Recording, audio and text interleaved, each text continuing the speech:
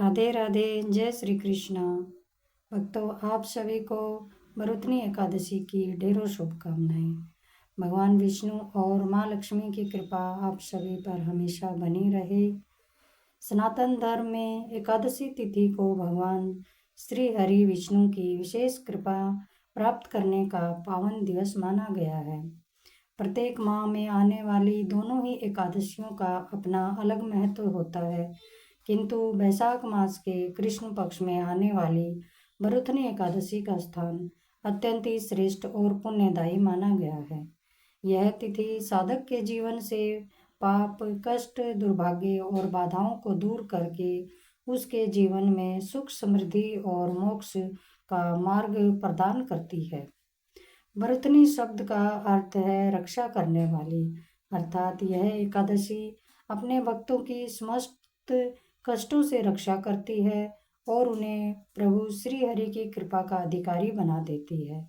शास्त्रों में कहा गया है कि जो व्यक्ति श्रद्धा और नियम पूर्वक इस व्रत का पालन करता है, उसके अनेक जन्मों के पाप नष्ट हो जाते हैं और उसे वैकुंठ धाम की प्राप्ति होती है।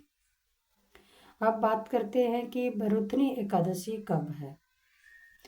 पंचांग के अनुसार वैशाख मास की कृष्ण पक्ष की एकादशी 13 अप्रैल 2026 को मध्य रात्रि 1:16 पर प्रारंभ होगी और 14 अप्रैल 2026 को मध्य रात्रि 1:08 पर समाप्त हो जाएगी। हिंदू पंचांग में उदय तिथि का विशेष महत्व माना जाता है, इसलिए भरतनी एकादशी का व्रत 14 अप्रैल मंगलवार को रखा जाएगा।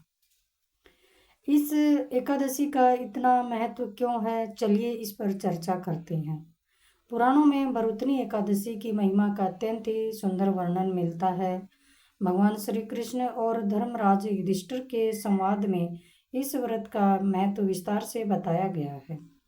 एक बार धर्मराज युधिष्ठिर के पूछने पर भगवान श्री कृष्ण उनसे कहते हैं कि यह एकादशी मनुष्य को इस लोक में सौभाग्य, सुख और समृद्धि प्रदान करती है तथा परलोक में मोक्ष का मार्ग प्रशस्त करती है।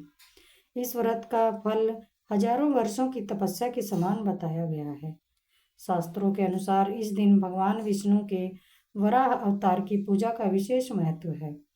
रात्रि में जागरण करके प्रभु मधुसूदन के नाम का स्मरण करने से साधक समस्त पापों से मुक्त होकर ब्रह्म पद को प्राप्त कर लेता है। यह व्रत केवल सांसारिक सुख ही नहीं देता, बल्कि आत्मा की शुद्धि और ईश्वर से जुड़ने का माध्यम भी बनता है। इस व्रत की क्या विधि है, चलिए बताती हूँ। इस पावन व्रत की शुरुआत दशमी तिथि से ही मानी जाती है।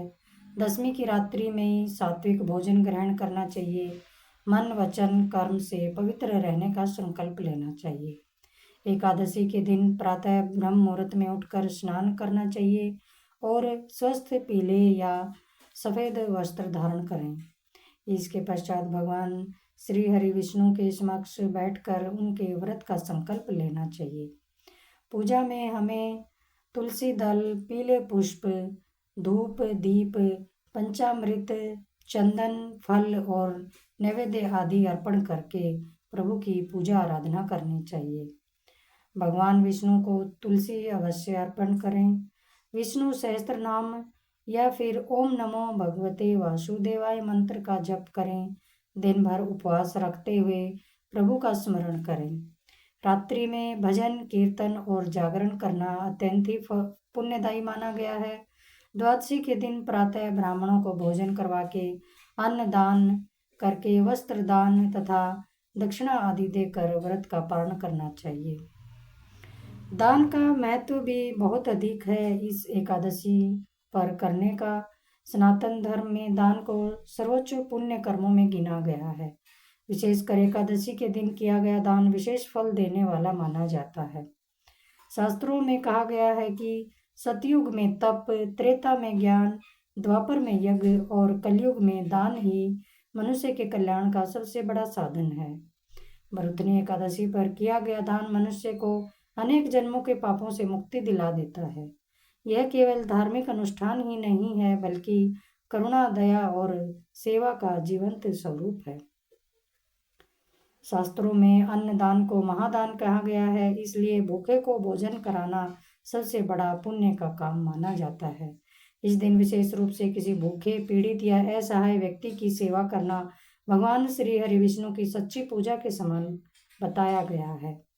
भरतनी एकादशी के पावन अवसर पर आप दीनहीन, असहाय, दिव्यांग या जरूरतमंद बच्चों को भोजन कराने के पुण्य कार्य में सहयोग दे सकते हैं।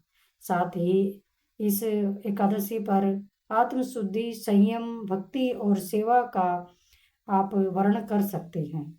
प्रभु नारायण की कृपा से यह पावन एकादशी आपके जीवन में सुख, शांति, समृद्धि और आध्यात्मिक उन्नति का मार्ग प्रशस्त करे।